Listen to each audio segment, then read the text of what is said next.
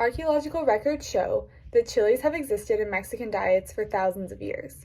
They provided important nutritional value in the form of vitamins, were abundant and easy to produce, and added flavor to the foods with which they were paired. In pre-Columbian Mayan, Aztec, and Incan empires, chili peppers also held important monetary and medicinal value. They were used as currency, trade, and tribute, and as a substance to treat and cure illnesses such as sore throats, stomach aches, and toothaches. There's a countless variety of chili peppers that exist throughout Mexico, all with different flavors, spice levels, and uses.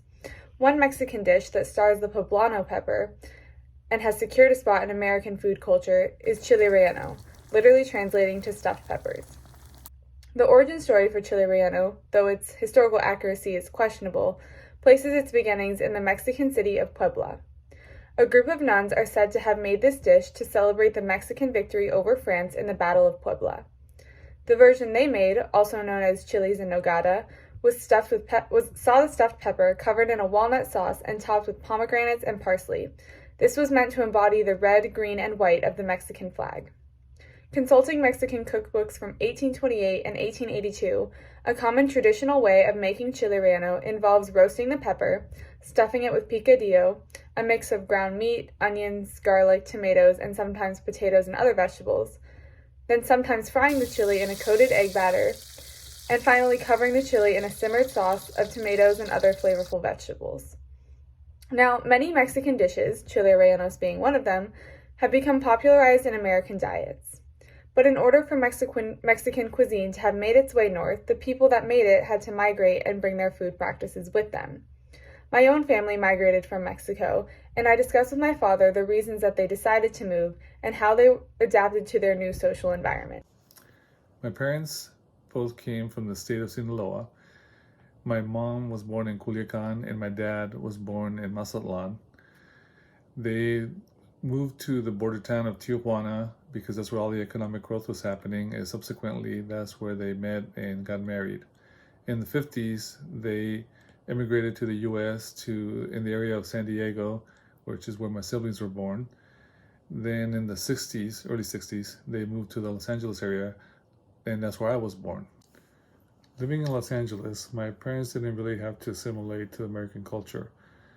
We lived in a predominantly Mexican neighborhood where Spanish was spoken, and although my siblings and I spoke English to each other and to our friends in the house, we always spoke Spanish with my parents. As far as food, we grew up just eating Mexican food. My mom was always making her recipes that she had learned from her mom. The only time we had exposure to American food was when we went out with our friends. The acceptance of Mexican people and subsequently Mexican food into American diets was not seamless, though. Mexican restaurants had to make numerous adaptations, both cultural and culinary, in order to appeal to American tastes. For example, in Southern California in the late 1800s and early 1900s, many Mexican restaurants marketed themselves as Spanish cuisine. This was an attempt to associate their foods with European cooking, which many Americans admired and had already accepted into their diets, and as a way to work around the racism and distrust that was projected onto Mexican immigrants. Once Mexican food had become accepted as Mexican food, made by Mexicans or Mexican Americans in the U.S., other changes to the cuisine still occurred. Jeffrey Pilcher and Sarah Fouts both discuss how Mexican food was vital to establishing and maintaining Mexican identity.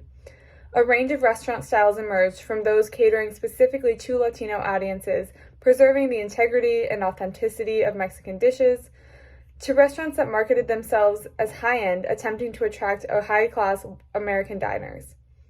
The economic aspirations of some Mexican restaurant owners prompted them to alter their dishes in ways that pleased American palates, such as the addition of cheese, sour cream, and other dairy products. This extends to chile relleno specifically, as cheese has become a popular and common ingredient with which to stuff the poblano peppers.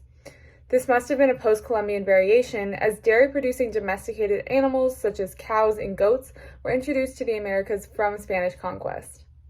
Today we can still see examples of what I consider extreme Americanization of chile rellenos in products like chile relleno casserole and even chile relleno flavored chips.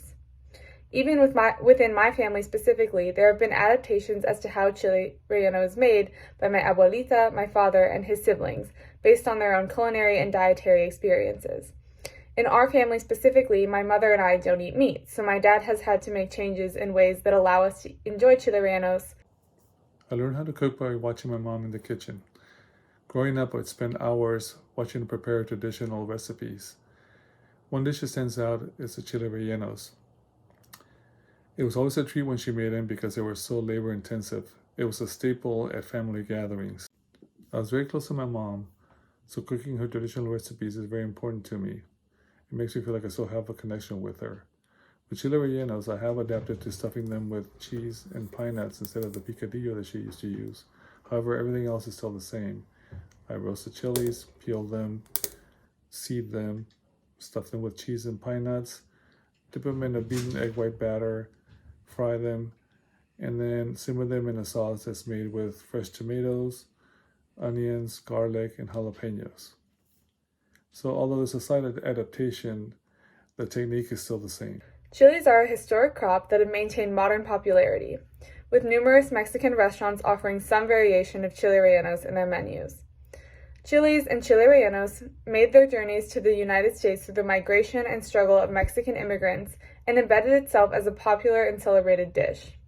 On a more personal level, this dish is one way for me to feel connected to my Mexican identity and offers a way for my abuelita and her recipes to be remembered and passed down in our family throughout generations.